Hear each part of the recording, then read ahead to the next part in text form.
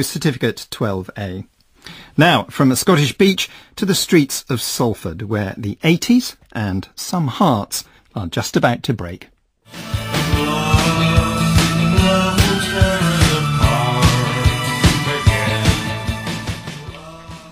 Love Will Tear Us Apart, the first really big hit for the Manchester band Joy Division, formed just a few years earlier by two Salford friends, Bernard Sumner and Peter Hook. After the addition of Steve Morris on drums and Ian Curtis as lead singer, Joy Division came to the attention of Factory Records' Tony Wilson and were just beginning to build a critical reputation for themselves when Curtis committed suicide. The remaining members changed the name of the band to New Order and then found themselves at the heart of a growing electronic dance scene, directly funding Manchester's famous Hacienda Club and introducing the sounds of New York clubland to British audiences. How does it feel to treat me like you do when you laid your hands upon me and told me who you are? Blue Monday, New Order's biggest hit.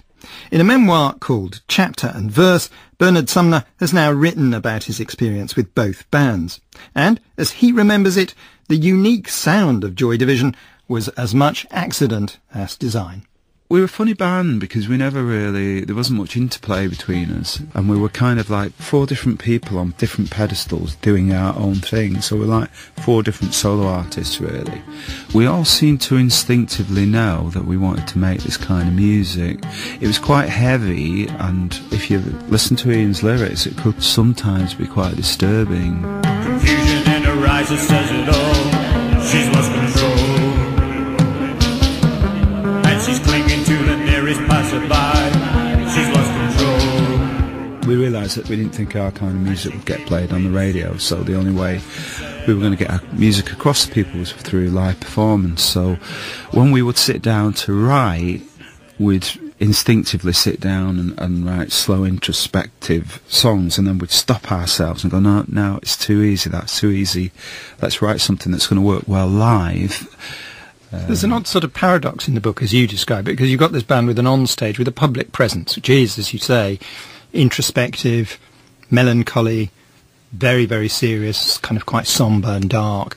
But offstage, privately, well, you're having food fights with the Buzzcocks, and you're having a lot of fun at the same time. The music was perceived as being melancholy, but to us it wasn't. It was tender music that could move you. And sometimes it was kind of brutal rock music, just brutal beats in it, and had a forcefulness to it, but not in a kind of a crude way like you would do with heavy metal. But of course we didn't realise that we were doing that, because we were on the inside. We didn't think our music was that melancholy.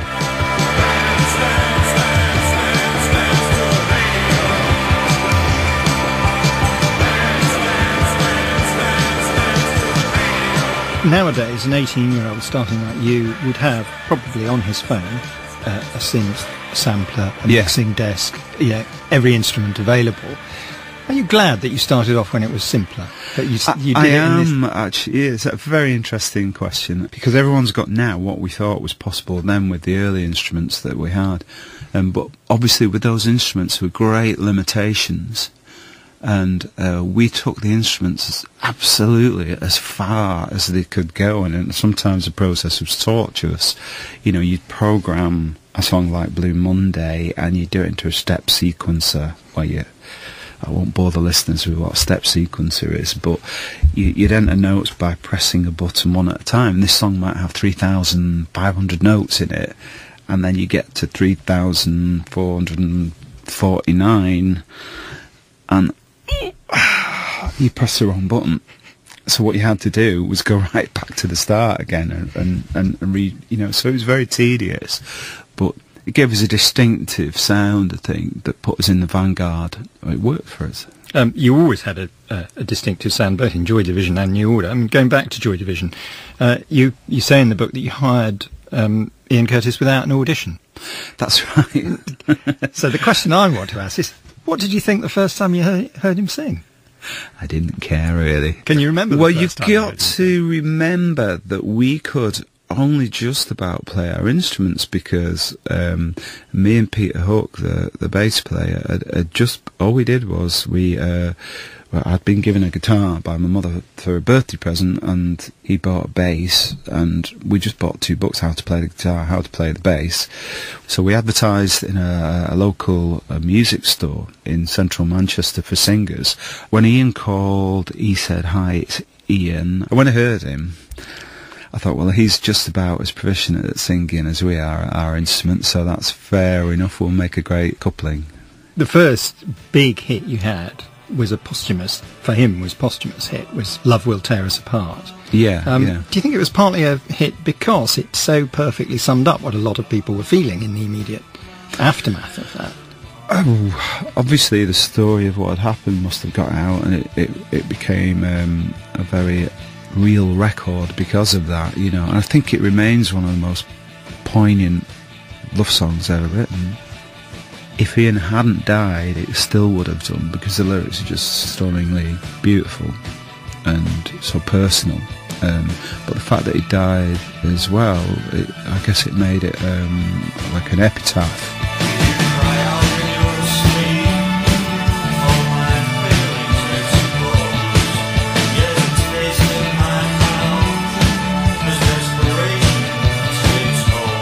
It seemed to be a very kind of self-conscious decision to take the music in a different direction with New Order. Mm-hmm. You'd all agreed, as it were, before Ian Curtis died, everybody had agreed that if anybody left, you would change the name of the band and move on. So I believe, yeah, I don't remember the conversation, but that's what's gone down in history. That's what happened anyway. That's what happened anyway, yeah. But did you think, oh, now this is an opportunity to move in a slightly different direction, to continue exploring? No, we didn't see it as an opportunity. We saw it as a battle and a struggle.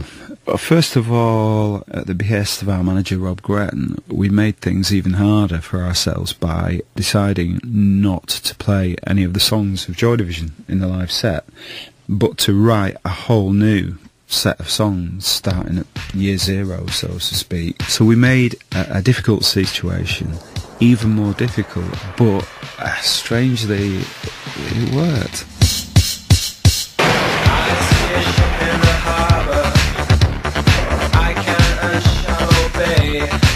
But if it wasn't for your misfortune, I'd be a heavenly person today. The band's kind of continued to evolve, hasn't it? Peter Hook has left, but you continue to perform. So, one last question: when you were back there, 18, the standard NME question for a young band coming up was, "What are your influences?" They'd all want to know who you listened to. Yeah. You have, I mean, absolutely become part of the periodic table of popular music. You know, now you would count as an influence for young musicians. What would you hope they would be taking from Joy Division and New Order?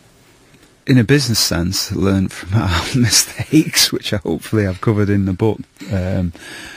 Just integrity, integrity really. I think if you do it for fame and if you do it for a quick buck, you're not going to last very long. And people can see through that. And if you follow your heart instead of your wallet and desire for fame, then you can have a career that will last forever. Now, whether that is a curse or a blessing, I don't know. But I'm still here.